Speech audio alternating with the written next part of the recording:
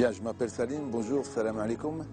Bien, comment moi j'ai personnellement rencontré le Seigneur Jésus? En fait, mon passé, c'est aussi le début de ma conversion. Du fait que je suis né dans une famille algérienne, musulmane, pratiquante. Et puis, c'est un grand drame, en tout cas dans ma vie, qui a commencé que les choses ont pris une grande importance. J'ai perdu mon père et ma mère le même jour, la même nuit, en allant en vacances en Algérie. Je suis chaoui de Khenchela, et la mort de mes parents a été une catastrophe pour moi, un drame.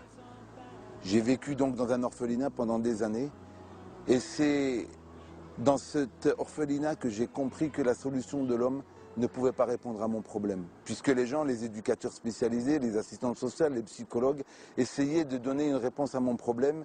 Et je me suis aperçu qu'en fait, ils vivaient exactement le même problème que moi et donc ils ne pouvaient pas avoir la réponse. J'ai compris que le fait de s'appeler Salim pouvait parfois avoir des portes fermées ou des portes ouvertes. Et ça m'a mis une haine en moi, une amertume en moi.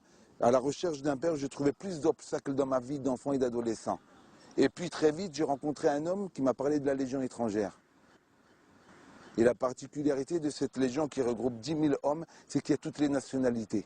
Et je me suis retrouvé très vite dans un endroit où je me sentais très bien. L'important, c'est que j'ai changé de nom, de prénom, de pays. Un monde nouveau s'ouvrait à moi. Une possibilité de pouvoir m'affirmer, de pouvoir être quelqu'un et être reconnu non pas pour ce que j'étais, mais pour ce que j'étais capable de faire. J'ai fait des opérations qui m'ont amené à découvrir le monde. Djibouti, la Libye, le Tchad, le Liban en particulier, lors du massacre de Sabra et Shatila. Et la première grande mission qui a été pour moi, c'était avec Yasser Arafat, où j'ai fait la protection de Yasser Arafat. J'ai trouvé un homme qui commandait l'OLP à l'époque, un leader comme ça, palestinien. Je voulais m'identifier à lui. Moi, en tant qu'Algérien, je voulais être un homme fort. Avec ma religion musulmane, je pensais être quelqu'un de capable.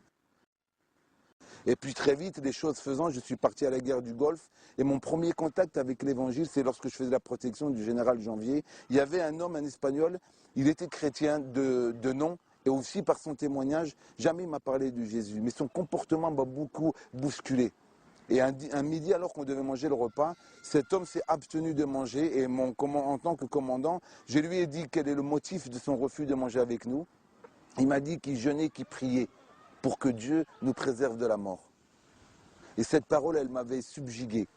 Toute la nuit, ça m'a travaillé. Je suis parti en hélicoptère avec le général Janvier. Et là, un missile irakien, il est venu s'abattre sur l'hélicoptère. Et puis, l'hélicoptère n'a pas été touché. On s'est posé en catastrophe donc sur le territoire. Et puis, c'est la première fois où j'ai vu que la prière d'un homme sur la terre, elle a été exaucée par un Dieu vivant. Ma foi faisant, j'étais interpellé par cet homme-là.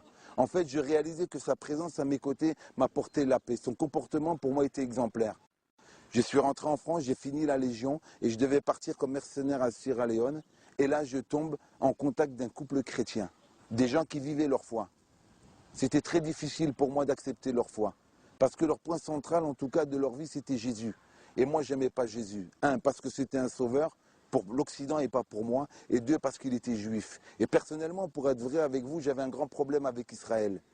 Et je ne voulais pas que mon sauveur soit un juif. Moi, j'aurais préféré qu'il s'appelle Mohamed, ou la Slimane, ou la Salim. Mais Jésus, sauveur, en tant que juif, c'était très difficile. On m'a invité à l'église, et j'ai été dans une église évangélique avec des gens tout à fait équilibrés. Mais leurs témoignages, leurs paroles avaient réconforté mon cœur. Chemin faisant, ils m'ont offert une Bible, et en parcourant la parole de Dieu, j'ai trouvé une parole qui a bouleversé ma vie. Dieu est le père de l'orphelin. Et quiconque serait ou maltraiterait un orphelin, Dieu personnellement s'en chargerait. J'ai compris que j'étais plein d'erreurs aussi. Ma haine, ma rébellion, j'étais lié à des choses pas belles du tout. Mais laissant la parole toucher mon cœur, laissant Dieu me guérir, apaiser mon âme, j'ai trouvé un père qui m'aimait, alors qu'à la Légion, 10 000 soldats et 10 000 frères d'armes, je n'ai pas pu trouver un père. Il y a des pages qu'on doit fermer, mais moi c'était un livre que j'ai fermé sur mon passé. Et ma vie d'aujourd'hui, elle est centrée sur un Dieu vivant qui jour après jour m'amène à aimer celui qui me hait. Parce que j'ai compris qu'après 18 ans de guerre, la seule arme qui peut toucher un homme, c'est l'arme de l'amour. Étant orphelin de père et de mère, en fait, le vrai orphelin, c'est pas tant Salim. Le vrai orphelin, c'est celui qui n'a pas contact avec son père. Ce Dieu qu'on peut appeler Père, nulle part, dans aucun autre livre, on peut appeler Dieu Père. Qui s'appelle Salim ou qui s'appelle Christian. Mon désir à moi, c'est de lui dire que tu es orphelin, tant que tu ne reconnais pas que Dieu est ton Père. Voilà en tout cas ce que j'ai à cœur. Père de grâce et d'amour, je bénis ton nom. pour l'endroit où je suis dans ce pays de la France, mais aussi pour tous ceux qui sont orphelins dans ce monde. Seigneur, tu m'as donné et tu m'as fait grâce de pouvoir te rencontrer en tant que Père. Nul autre n'est semblable à toi. Je te bénis, Père, de ce que tu vas faire à travers tous ceux qui confessent que Jésus-Christ est Sauveur. Dans le nom de Jésus. Amen.